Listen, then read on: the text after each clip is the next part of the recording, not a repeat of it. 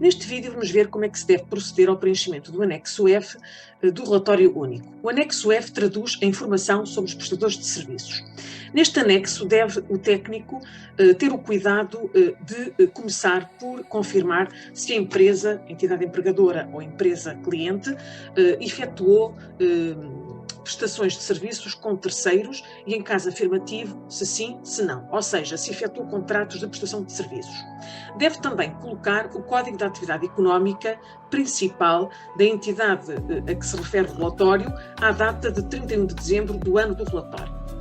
Para cada situação distinta em que tenha tido diferentes prestadores de serviço a efetuar prestações, deve acrescer o número de linhas relacionadas com o número de prestações efetuadas com caráter distinto. Ou seja, se a empresa teve 10 fornecedores com os quais teve prestações de serviço, deve assegurar a colocação de 10 linhas e preencher toda a informação que o relatório pede para cada uma dessas situações. Começando, deve começar por colocar o número de identificação fiscal do prestador e aqui tem que ter o cuidado de ter em consideração se a empresa ou se é pessoa singular. Portanto, se o prestador é pessoa coletiva, deve, obviamente, utilizar o número que está ou consta do cartão de pessoa coletiva ou entidade equiparada. Se efetuou um contrato com uma pessoa singular, deve ter em conta o número fiscal do contribuinte de pessoa singular que consta do cartão de cidadão do prestador. Depois, no campo 3.1, deve identificar o regime de reforma aplicado ao referido prestador. Para esse efeito, deve consultar a tabela número 56, que vamos passar desde já a ver.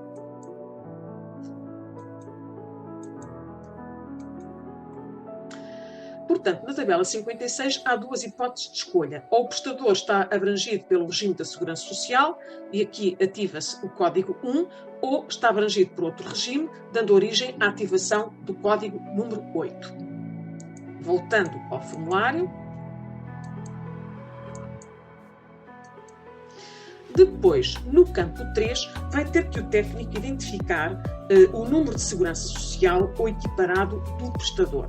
E aqui tem que ter, mais uma vez, em consideração se o prestador foi pessoa coletiva ou foi pessoa singular. Se foi pessoa coletiva, tem que indicar o número constante do cartão da Segurança Social, se pessoa singular, o número da Segurança Social ou equiparado, e colocá-lo aqui.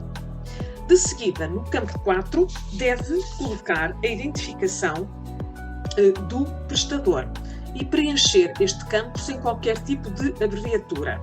Se o prestador foi pessoa coletiva ou equiparada, deve identificar a firma ou a denominação de acordo com aquela que consta do cartão de identificação fiscal de pessoa coletiva ou entidade equiparada. Se for pessoa singular, deve indicar o nome constante do cartão fiscal ou do cartão de cidadão do referido prestador. Isto no campo 4. No campo 5, deve identificar o tipo, ou seja, identificar o tipo de prestador. Para esse efeito, deve recorrer à tabela número 54. Vamos ver.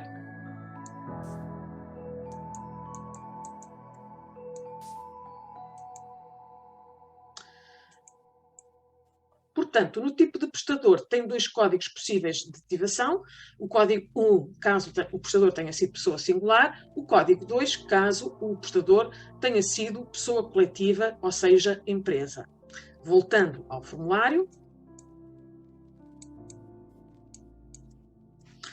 Depois, no campo 6, deve ele identificar o tipo de código de atividade do prestador de serviços. Portanto, aqui, no campo 6.1. Para este efeito, deve recorrer à tabela número 57. Vamos ver. A tabela de códigos 57.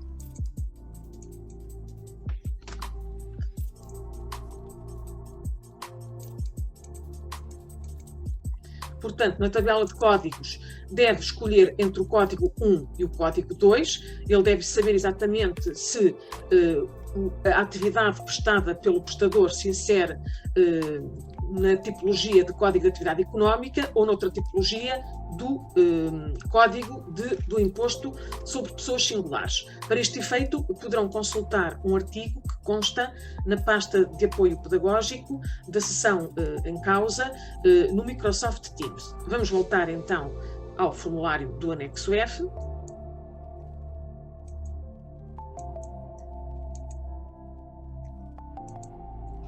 Depois, no campo 6.2, deve ele identificar o Código de Atividade Económica correspondente à atividade principal do prestador de serviços.